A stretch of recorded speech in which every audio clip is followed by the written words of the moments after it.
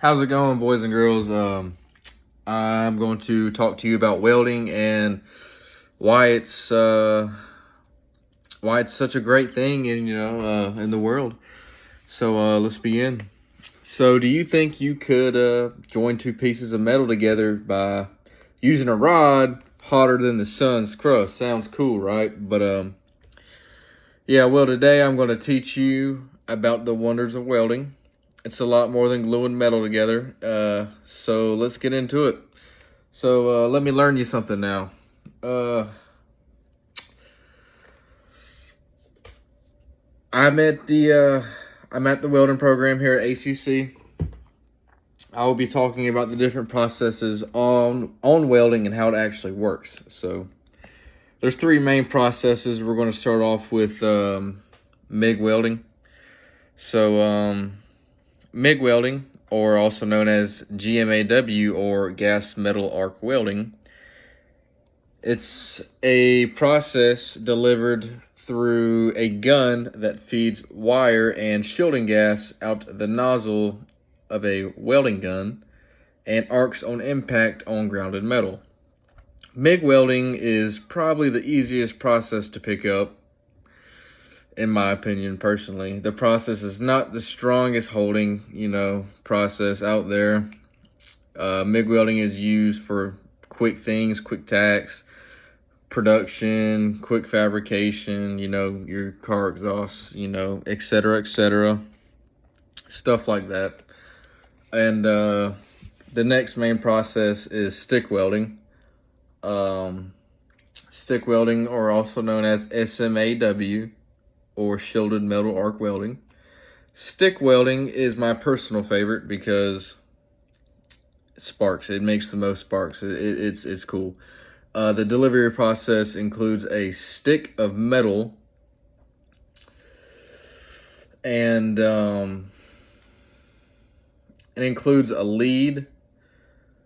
You got your lead and you got your welding rod, and you kind of just tuck the rod in the lead, and the welding rod is a stick of metal. I'm probably repeating myself. I apologize. And it's covered in this stuff called flux. It's a coating on the outside of the rod, and when you touch it to grounded metal, sparks fly, basically. And the flux on the outside of the welding rod is what shields the arc instead of gas, like MIG welding, like I explained earlier. So, yeah. Yeah, that is stick welding. Now the third main process, TIG welding.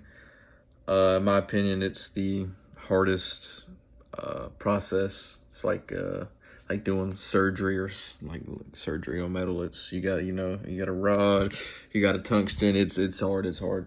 But TIG welding, or also known as GTAW, or gas tungsten metal arc welding. TIG welding is perhaps the most skilled induced process. It requires the utmost concentration and skill. There's a lot going on.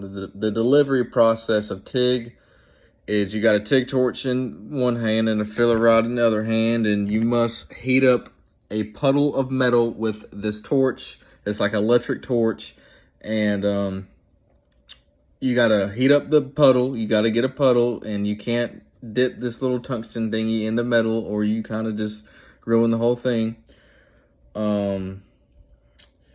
So, and then you kind of just dip with your filler rod.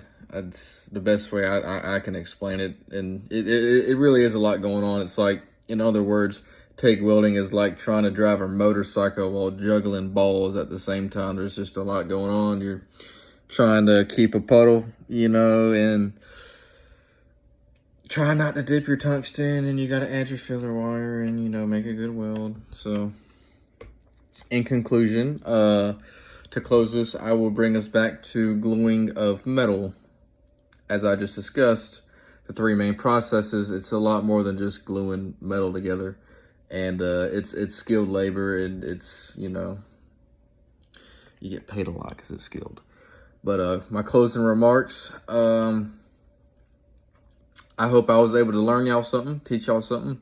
about welding and the different processes of welding that are used every day in America to build, you know, it's used to build, buildings and stuff like that, and, holding metal together to keep us safe. But yeah, so peace out.